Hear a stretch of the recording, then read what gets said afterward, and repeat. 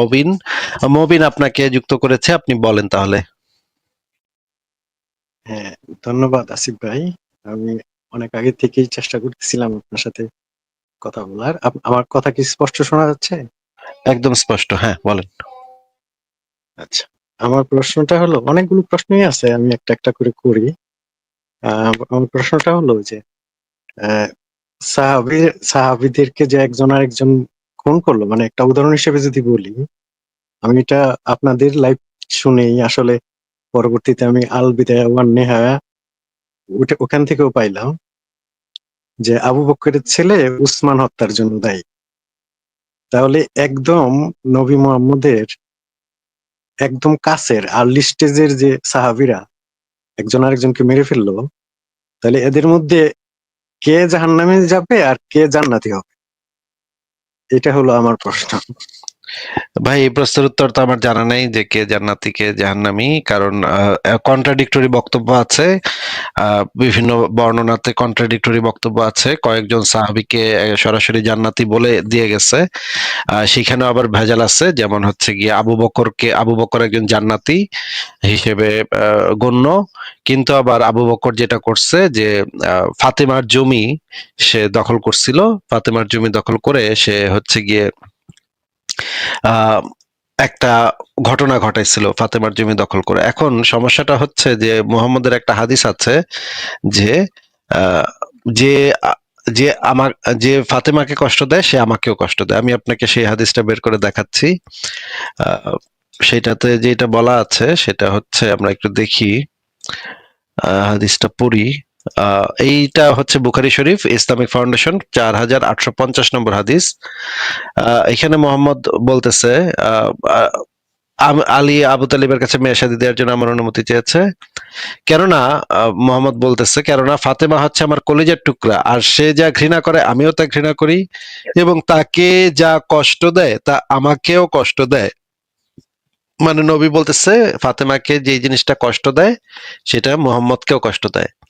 এখন আমরা দেখি যে আবার আরেকটা হাদিসে বলছে, সহিহ মুসলিম ইসলামিক ফাউন্ডেশন 6088 নম্বর হাদিসে বলছে, ফাতেমা আমারই অঙ্গ, এটা মোহাম্মদ বলছে। হ্যাঁ, তো এখন আমরা এই হাদিসটা পড়ি, সহিহ বুখারী 6270 নম্বর হাদিস। একদা রাসূলুল্লাহ সাল্লাল্লাহু আলাইহি সাল্লাম রেখে যাওয়া সম্পত্তি উত্তরাধিকার চাওয়ার জন্য একদা ফাতিমা ও আব্বাস আবু বকর সিদ্দিকের কাছে আসলেন। তারা ওই সময় ফাদাক ভূখণ্ডের এবং খায়বারের অংশ দাবি করছিলেন।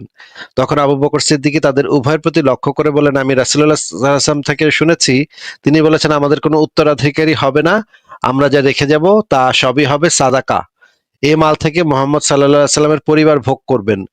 আবু বকর বলেন, আল্লাহর কসম, রাসূলুল্লাহর কে আমি এতে যেভাবে করতে দেখেছি সেভাবেই বাস্তবায়িত করব। রাবি বলেন, এরপর থেকে ফাতিমা তাকে পরিহার করেছিলেন এবং মৃত্যু পর্যন্ত তার সাথে কথা বলেন নাই। মানে এখান থেকে পরিষ্কার বোঝা যাচ্ছে যে ফাতেমা এটাতে ভীষণ কষ্ট পাইছিল যে তার জমিটা আবু বকর এইভাবে দখল করে ফেলছে। আবু বকরের দখলদারিত্বের কারণে সে আর ওই জমিটা পাইল না, এবং এতই বিরক্ত হয়েছিল আবু বকরের উপরে যে সে সারা জীবন আর আবু বকরের সাথে কখনো কথাই বলে নাই এবং তাকে একদম পরিহার করেছিলেন। আরেকটা, এইটা সরাসরি বই থেকেও দেখতে পারেন, এই যে বইতেও এটা একই জিনিস আছে। পরে আরেকটা হাদিস, সহিহ বুখারী ইসলামিক ফাউন্ডেশন 2874, নবীর ইন্তেকালের পর মিরাজ বন্টনের দাবি করেন। এতে ফাতিমা বিনতে এটা দেয় না, এই যে আবু বকর সেটা দিল না। এতে ফাতিমা বিনতে রাসূলুল্লাহ সাল্লাল্লাহু আলাইহি সাল্লাম অসন্তুষ্ট হলেন, এই যে দেখেন অসন্তুষ্ট হলেন, এবং আবু বকর সিদ্দিকের সাথে কথাবার্তা বলা ছেড়ে দিলেন। এই অবস্থা তার মৃত্যু পর্যন্ত বহাল ছিল। মানে এই যে অসন্তুষ্ট যে হইল, এটা তো আসলে নবী অসন্তুষ্ট হইল, তাই না? এটা তো হ্যাঁ, শুধুমাত্র যে ফাতেমা অসন্তুষ্ট হইলো তা তো না। কারণ নবী বলে গেছে ফাতেমা হচ্ছে তার অংশ, এবং তাকে যা কষ্ট দেয় তা সেটা নবীকেও কষ্ট দেয়। তাহলে তো এখানে তো সরাসরি নবীকে কষ্ট দেওয়া হইলো। এবং এখানে দেখেন আরো অনেকগুলো হাদিস আছে যেখানে অনেকবার সে চাইছে, ফাতেমা অনেকবার সেই জমিটা চাইছে কিন্তু জমিটা তাদের দেয় নাই। সেটা নবী তাকে দিছিল, নিজের মেয়েকে দিছিল সেই জমিটা। পরবর্তীতে আবু বকর যখন খলিফা হয় তখন সে ওই জমিটা মানে সরকারি সে মালিকানা নিয়ে আসে। সে আর ওই মানে ফাতেমাকে ওই জমিটা ফাতেমার থেকে কেড়ে নেয় আর কি। তো এই হচ্ছে অবস্থা। এটা তো ভাই বলা আছে, এখন আবার আরেক হাদিসে বলা আছে আবু বকর তো জান্নাতি। এখন ভাই আমি কি বলবো, এটা তো পরস্পর বিরোধী কথা। হ্যাঁ ভাই, এটা হুজুররা এই জিজ্ঞেস করলে এরা এই প্রশ্নটার কোনো উত্তর দেয় না, এড়িয়ে যায়। তো এখন মূল পয়েন্টটা হলো, এখন আল্লাহ কি করবে? আল্লাহ কি করবে? একে আর্লি সাহাবিকে জান্নাতে নেবে, আবার জান্নাতে নিতে গেলে এখানে আরেকটা কন্ট্রাডিকশন হয়ে যায়। ও তো এই নবীকে কষ্ট দেওয়ার জন্য জাহান্নামেও নিতে হবে। এখন কি জান্নাত আর জাহান্নামের মাঝামাঝি কিছু আছে কিনা ইসলামে? এখন আরো সমস্যা হচ্ছে, মনে করেন মুয়াবিয়া, ইয়াজিদ আর আলী হাসান হোসেন, এদেরকে ভাই কি একসাথে জান্নাতে রাখবে? এরা কি একসাথে জান্নাতে গলাগলি করবে? এরা তো মারামারি করে মরছে, তাই না? হ্যাঁ, হ্যাঁ। যেহেতু মুয়াবিয়ার কথা উঠছে, একটা এই বিষয়ে একটা প্রশ্ন করতে পারি? হ্যাঁ, বলেন। আচ্ছা, এই হাসান হোসেনকে শহীদ হওয়ার জন্য হুজুররা তো দায়ী করে অন্যদেরকে, মানে এরকম অনেক হুজুরও বলে যে এটা ইহুদিদের, নাসারাদের ষড়যন্ত্রে এরকম হয়েছে। তো আর ওইটা কিছু না না পাইলে তো ইহুদি নাসারাদের ষড়যন্ত্র বলতেই হবে, তাই না? কিছু কাউরে হুম, কিছু না পাইলে এখন আহ, আহ, আগে তো ভাই দেখেন, এগুলোই বিশ্বাস বাংলাদেশ করতাম, আগে এগুলোই বাংলাদেশে কোনো আগে ঘটনা ঘটলেই একটা কথা শুনতাম, বহিঃশত্রুর ষড়যন্ত্র, হ্যাঁ, মানে প্রতিবেশী রাষ্ট্রের ষড়যন্ত্র, সব ইন্ডিয়ার দোষ। এই একটা তো মানে ইয়া লাগে প্রত্যেকটা রাজনৈতিক দলেরই একটা, মানে একটা একজনের উপর দোষ ফালানোর মতো একজনের লাগে, হ্যাঁ, সব দেখবেন এটা পারিবারিক গ্যাঞ্জামের ভিতরে হয়, যাই যা দোষ করুক একজনের গিয়া দোষটা ফালায়, যারা তারা পছন্দ করে না তার উপরে দোষটা ফালায়। মানে এটা তো ভাই কোনো কথা হইলো না যে ইহুদিদের ষড়যন্ত্র। আচ্ছা, এজিদে যখন এই ইয়েকে শহীদ হলো, স্ত্রী বা এরা এরা কি গনিমত হইতে পারতো? ইসলাম কি বলে এটা? না, মুসলমান নারীদেরকে গনিমত হিসেবে নেয়ার বিধান নাই। তবে খালিদ বিন ওয়ালিদ এক মুসলমান সেনা ইসেকে মেরে, এক মুসলমান লোককে মেরে তার বউকে গনিমত হিসেবে নিছিল এবং মারছিল, খুব ভয়ঙ্কর ভাবে মারছিল, গলা কেটে সেই গলা মাথা দিয়ে সে খাবার রান্না করছিল, মাথার উপরে ইয়াটা রেখে খাবার রান্না করছিল। এটা আমি আপনাকে দেখাতে পারি, এটাও খুবই ভয়ঙ্কর, মানে প্যাথেটিক অবস্থা। জি, খালিদ বিন ওয়ালিদ কিভাবে মানুষ মারতো সেটা একেবারে বিভৎস কায়দা একদম।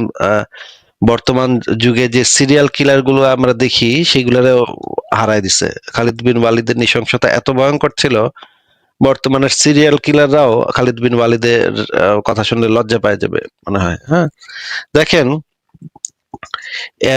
আর রাহিকুল মাকতুমে যেটা আছে সেটা প্রথমে একটু দেখি। দেখেন, আহ মুহাম্মদ খালিদ বিন ওয়ালিদরে পাঠাইলো যে যাও গিয়ে অষ্টম হিজরির 25 রমজান উজ্জা নামক দেবমূর্তি বিনষ্ট করার উদ্দেশ্যে খালিদ বিন ওয়ালিদের নেতৃত্বে একটি ছোট সৈন্যদল প্রেরণ করলেন। উজ্জা মূর্তির মন্দিরটি ছিল নাখলা নামক স্থানে। এদের সাথে কিন্তু মুহাম্মদের কোনো শত্রুতা ছিল না, এরা কিন্তু জাস্ট মূর্তি পূজা করতেছিল ওই অঞ্চলে বৈশা। হ্যাঁ, তো এটা ভেঙে ফেলে খালিদ প্রত্যাবর্তন করলে রাসূলুল্লাহ তাকে জিজ্ঞেস করলেন, তুমি কি কিছু দেখেছিলে? মানে মোহাম্মদের বেশি পছন্দ হয় নাই যে সে জাস্ট ভাঙ্গা ভাঙ্গা আসলো মূর্তিটা, মোহাম্মদ ভাল লাগে নাই, মোহাম্মদের একটু খুন খারাপি না করলে আবার মোহাম্মদের ভাল লাগে না। মোহাম্মদ বলতেছে যে তুমি শুধু মূর্তিটা ভাঙ্গা আসছো, কিছু কি করছো, কিছু কি দেখছো? খালিদ বললেন না। রাসূলুল্লাহ ইরশাদ করলেন, তাহলে প্রকৃতপক্ষে তুমি তা ভাঙোনি, পুনরায় যাও এবং তা ভেঙে দাও। মূর্তি কিন্তু ভেঙে দিচ্ছে, তারপরে মানে মোহাম্মদ আবারও পাঠাইছে, যাও তুমি আবার যাও গিয়া একটু খুন খারাপি, মানে একটু খুন খারাপি দরকার, রক্ত রক্ত দরকার মোহাম্মদের, এই জন্য সে আবার পাঠাইছে খালিদরে। উত্তেজিত খালিদ কোষমুক্ত তরবারি হস্তে পুনরায় সেখানে গমন করলেন। এবারে বিক্ষিপ্ত ও বিবস্ত্র চুল বিশিষ্ট এক মহিলা তাদের দিকে বের হয়ে এলো। মানে ওই মন্দিরটা থেকে একটা মহিলা দৌড়ায় চিৎকার করতে করতে বেরিয়েছে। মহিলা বোধহয় পাগল ছিল, পাগল টাইপের মহিলা ছিল, কারণ তার পোশাক আশাক চুল টুল ঠিক ছিল না। মন্দির প্রহরী তাকে চিৎকার করে ডাকতে লাগলেন, মানে মন্দিরের যে প্রহরীটা ছিল সে আবার ওই মহিলারে ডাকতেছে। কিন্তু এমন সময় খালিদ তরবারি দ্বারা তাকে এতই জোরে আঘাত করলেন যে তার দেহ দ্বিখণ্ডিত হয়ে গেল। মানে মহিলার বডিতে ওই খালিদ বিন ওয়ালিদ এত জোরে তরবারি চালাইছে যে তার শরীরটা 2 খণ্ড হয়ে গেছে, মানে হয়তো পেটের উপরের অংশ আর পেটের নিচের অংশ একেবারে টুকরা করে দিছে, একেবারে 2 টুকরা করে দিছে। হ্যাঁ, তার দেহ দ্বিখণ্ডিত হয়ে গেল। এরপর রাসূলুল্লাহ কে এ সংবাদ অবগত করালে তিনি বললেন, মানে মোহাম্মদ বলল, হ্যাঁ সেটাই ছিল উজ্জা। এখন তোমাদের দেশে তার পূজা অর্চনার ব্যাপারে সে নিরাশ হয়ে পড়েছে, অর্থাৎ কোনোদিন তার আর পূজা অর্চনা হবে না। মানে মোহাম্মদ খুব খুশি হইলো এটা শুনে যে খালিদ বিন ওয়ালিদ গিয়ে একটা মহিলারে, একটা পাগল টাইপের একটা মহিলা তারে 2 টুকরা করে আসছে, এটা শুনে মোহাম্মদ খুব খুশি হইলো যে বাস সাব্বাস বাঘের বাচ্চা আমার। হ্যাঁ, খুবই মানে অ্যাপ্রিসিয়েট করলো বিষয়টারে। হুম, মানে এটা ভাই কেমন কথা, এরকম অনেকগুলা বর্ণনা আছে যেখানে এই জিনিসটা দেখা যায়। আমরা ওই আল বিদায়া ওয়ান নিহায়াতে চলে যাই, সেখানে দেখি কি বলা আছে। সেখানে একটা চ্যাপ্টারে বলা আছে, ষষ্ঠ খণ্ড পৃষ্ঠা 443 থেকে 445, এখানে আমরা দেখি এখানে এই যে দেখেন, মালিক ইবনে নুয়াইরা আল ইয়ারবুই তামিমের ঘটনা। এখানে দেখেন এই লোকটা জাকাত দিতে অস্বীকার করছিল, এই জন্য খালিদরে পাঠাইছে আবু বকর। খালিদ গনিমত হিসেবে নারী বন্দীদের মধ্যে থেকে মালিক ইবনু নুয়াইরার স্ত্রীকে বেছে নেন। তার নাম ছিল উম্মু তামিম, মিনহালের কন্যা, দেখতে অত্যন্ত সুন্দরী। ঋতু থেকে পাক হওয়ার পর খালিদ তার সাথে মিলিত হন। কেউ কেউ বলেন যে খালিদ মালিক ইবনে নোয়াইরাকে ডেকে এনে সাজার মতাবলম্বন ও জাকাত প্রদানে বিরত থাকার কারণ জিজ্ঞেস করেন। তিনি বলেন, তোমার কি জানা নেই যে জাকাতের বিধান সালাতের বিধানের সাথে মিলিয়ে একত্রে দেওয়া হয়েছে? মালিক বলল, তোমাদের সাথী মানে নবী তো এরকমই মনে করেন। খালিদ বললেন, তিনি আমাদের সাথী, তোমার সাথী নন কি? হে জিরার, এর গর্দান উড়িয়ে দাও। মানে এই কথাটুক বলার কারণে যে সে জাস্ট বলছিল তোমাদের সাথী, আসলে বলার উচিত ছিল তার, হয়তো বলার উচিত ছিল আমাদের সাথী। হ্যাঁ, এটাতে খালিদ বিন ওয়ালিদ চেতা গেছে। সে বলল, হে জিরার, এর গর্দান উড়িয়ে দাও। তারপর মালিকের গর্দান উড়িয়ে দেয়া হলো। খালিদের নির্দেশে তার শির ছিন্ন করা হলো।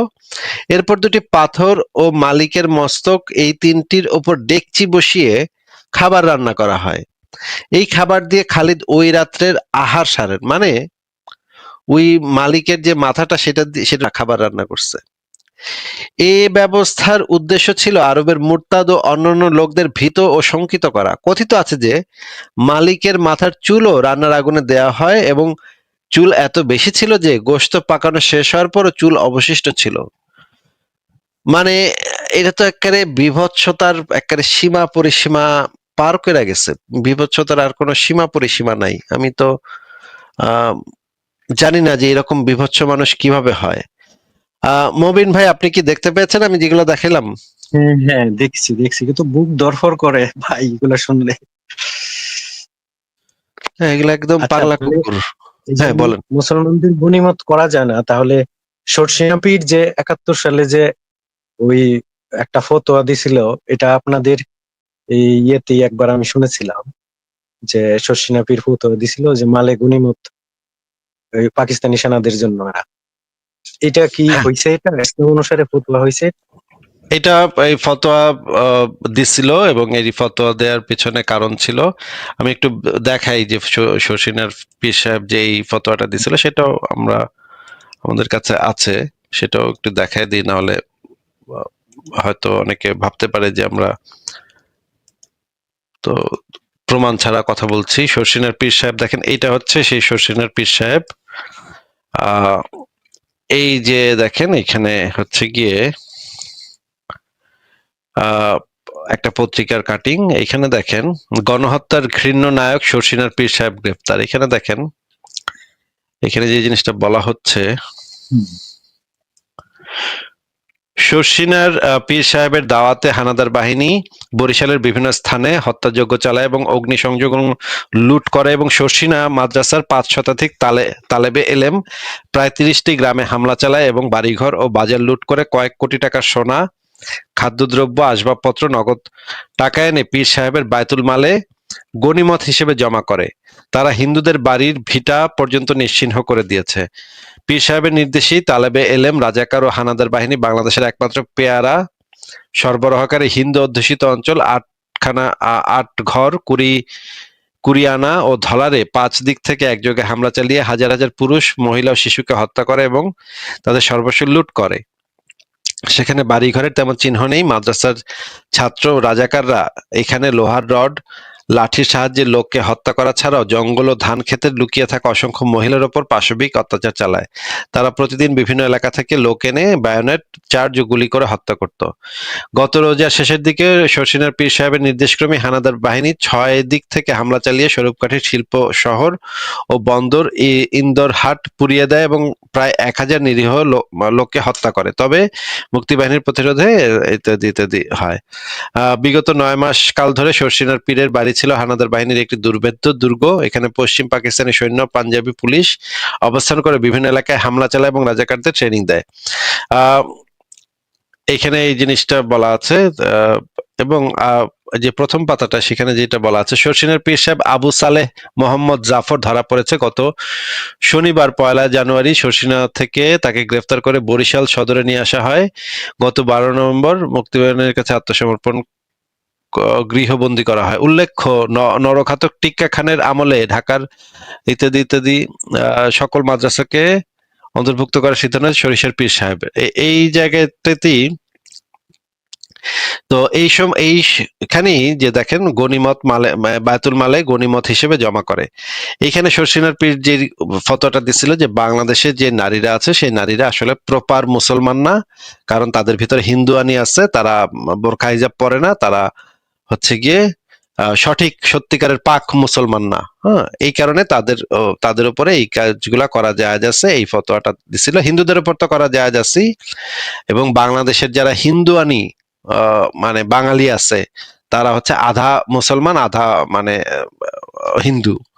এই জন্য তাদের উপরে, তাদের পেটে যদি পাক পবিত্র পাকিস্তানি বাচ্চা ঢুকায় দেওয়া যায়, তাইলে নতুন নতুন জিহাদি পয়দা হবে, নতুন নতুন পাক মানে মুসলমান মুমিন পয়দা হবে।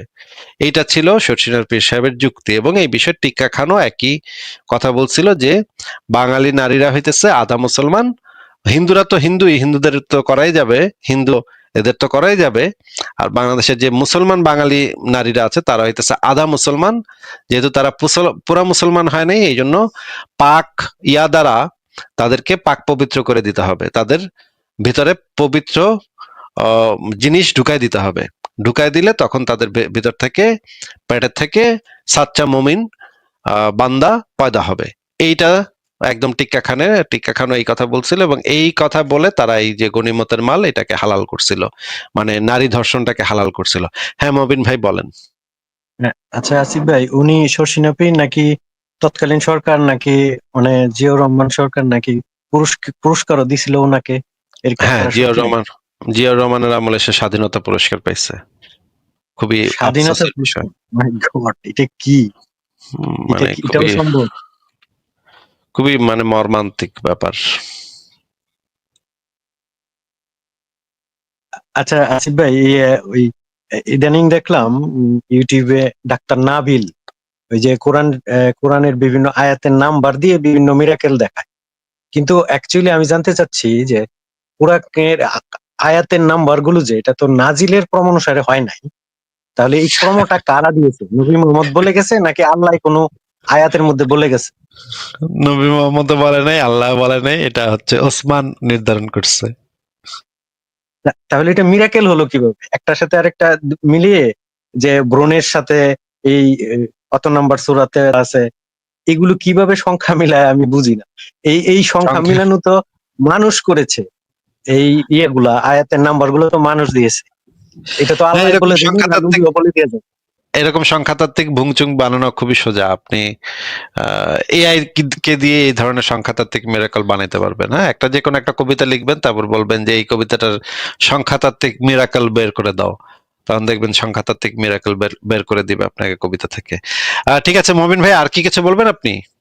হ্যাঁ, আচ্ছা আসিফ ভাই, যে এই কোরআন হাদিসে যেটা স্পষ্ট, এটা তো আর ইজমা কিয়াস হয় না। হ্যাঁ, কোরআন হাদিসে যেটা স্পষ্ট সে বিষয়ে ইজমা কিয়াস হয় না। তাহলে এই যে এই আল্লাহর কালাম শিক্ষা দিয়ে যে টাকা নেয়, এটা কিভাবে ইজমা কিয়াস? তো সেটা তো ভাই আমি কইতে পারুম না, এটা তো হচ্ছে এই কি ইয়ারা বলতে ওয়াসিলুদের পারবে। কাছে পাই না, কারো কাছে পাই না আসিফ ভাই। এটা তো তাহলে আপনার এরকম ভাবে কোনো কিছু যেটা এই, মানে ইসলামের পক্ষে যায় বা আধুনিক সময়ের সাথে বিজ্ঞানের সাথে যায়, এরকম কিছু ইজমা কিয়াস কইরা তারা বিজ্ঞানটা শিখলি, তা ইজমা কিয়াস কইরা তারা সবকিছু এইভাবে করে নেয় না কেন? এরকম করতে পারে না যে ইজমা কিয়াস করে এখন থেকে আর মোরতাদ হত্যা করা যাবে না, এখন থেকে আর কাফের হত্যা করা যাবে না, এখন এগুলা থেকে এত গনিমত করবো না, নেওয়া যাবে না। এগুলা তো করবো না, করবো হচ্ছে গিয়ে যেটা তাদের দরকার, যেটা তাদের পেটে ভাতে আহ, মানে দরকার, সেটা তারা করবে। দেখি আমরা একটু একটা ভিডিও দেখি, আহ এই বিষয়ে কি বলে আহমদুল্লাহ, দেখি।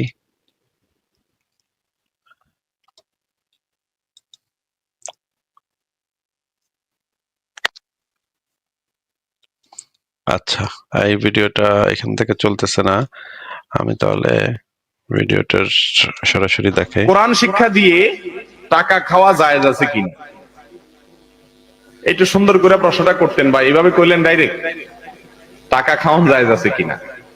ভাই এক হাদিসে তো পরিষ্কার ভাবে এক সাহাবী কোরআন শিক্ষা দিয়ে কিছু গ্রহণ করছেন, নবী সাল্লাল্লাহু আলাইহি ওয়াসাল্লাম তাকে ভর্ৎসনা করেছেন। এই জন্য কোরআন শিক্ষা দিয়ে টাকা পয়সা নেওয়া, লেনদেন করা, এটা মূল বিধান হলো নাজায়েজ। কিন্তু সারা পৃথিবীর ওলামায়ে মুতাআখিরিন সবাই একমত হয়েছেন যে দ্বীন শিক্ষা দেওয়ার জন্য যারা নিজেদের সময় ব্যয় করবে, তাদের জন্য যদি আয় হ্যাঁ, ভিডিওটা আবার আটকে গেল, দাঁড়ান। কোরআন শিক্ষা দিয়ে মুতাআখিরিন সবাই, তাদের জন্য যদি না, ভিডিওটা আটকে যাচ্ছে ভাই, আমার এই যে সার্ভারে বোধহয় কোনো একটা প্রবলেম হয়েছে। এই মুমিনরা সারাদিন আমার ইসে তো রিপোর্ট করে, আমার সার্ভার মাঝে মাঝে, এই যে আমার যে ভিডিও সার্ভার, সেই ভিডিও সার্ভার মাঝে মাঝে প্রবলেম তৈরি করে।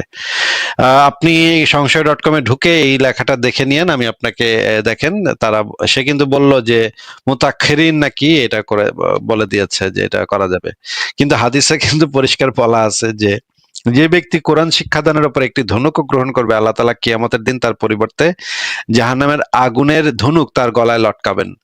অনেকগুলো হাদিস আছে, একদম পরিষ্কার ভাবে বলা আছে, একটা সামান্য কিছু যদি গ্রহণ করে, তারপরে যদি বলা আছে যে আহ এক লোককে লেখা এবং কোরআন শিক্ষা দিয়েছিলাম, সেজন্য আমাকে একটা ধনুক উপহার দিয়েছে, এই তো কোনো মূল্যবান মাল নয়, সুতরাং আমি কি জিহাদি ধনুক ব্যবহার করতে পারি? রাসূলুল্লাহ বললেন, তুমি জাহান্নামের শিকল গলায় পড়তে ভালোবাসো, তবে তা গ্রহণ করতে পারো। মানে একদম পরিষ্কার ভাবে আছে যে এটা নিয়ে কোনো ইয়া চলবে না, টাকা পয়সা নেওয়া চলবে না। তো তারপরে তো মুমিনরা মুতাক্ষিরিনদেরকে দিয়ে নাকি একমত হয়েছে নাকি, এটা এখন কি বলবো ভাই, এগুলা এটা ভাই বাটপার গুলারে কি বলবো বলেন। ঠিক আছে মবিন ভাই, তাহলে আজকে আপনাকে আমরা বিদায় জানাই। ঠিক, একটু 1 মিনিট, একটু আমি একটু শেয়ার করি আমার অভিজ্ঞতা, 1 মিনিট, জাস্ট 1 মিনিট। আচ্ছা বলেন, হ্যাঁ বলেন। প্রথমে তো এই আপনাদের এই বিষয়গুলো তো কখনোই জানিনি, হঠাৎ ভিডিও দেখতে দেখতে ইউটিউবে যখন আপনার একটা ভিডিও দেখলাম, ওই দিন দেখলাম, মানে যেটা দেখলাম ওই যে গনিমতের মাল কিভাবে বানায়, এটা দেখার পর ভাই আমি মানে 2-3 দিন মানে ঠিক মতো ভাত খেতে পারিনি, মানে ছটফট ছটফট লাগছে, এটা কি শুনলাম, মানে বিশ্বাসটা ভাঙতে আসিফ ভাই মনে হয় 3-4 বছর সময় লাগছে আমার। কিন্তু 3-4 বছর অনেক চেষ্টা করছি আমি বিশ্বাস আঁকড়ে ধরার, কিন্তু আপনাদের সংশয়.com আপনাদের ভিডিও গুলো এত সমৃদ্ধ এবং প্রত্যেকটা জিনিস সহিহ হাদিস থেকে আপনারা দেখান, এগুলো দেখে এখন বিশ্বাস আমার ভেঙে গেছে আসিফ ভাই। তো আমাকে তো জাহান্নামী করে দিলেন আপনি। ঠিক আছে, একসাথে জাহান্নামে ঠিক আমরা আছে, ধন্যবাদ। মজা করব। ঠিক আছে ভাই, একসাথে আমরা জাহান্নামে যাব, একসাথে মজা করব। ঠিক আছে ভাই, আচ্ছা, থ্যাংক ঠিক ইউ। আছে, ভালো থাকেন, জাহান্নামে দেখা হবে। ঠিক আছে ভাই, আপনাকে বিদায় জানাই।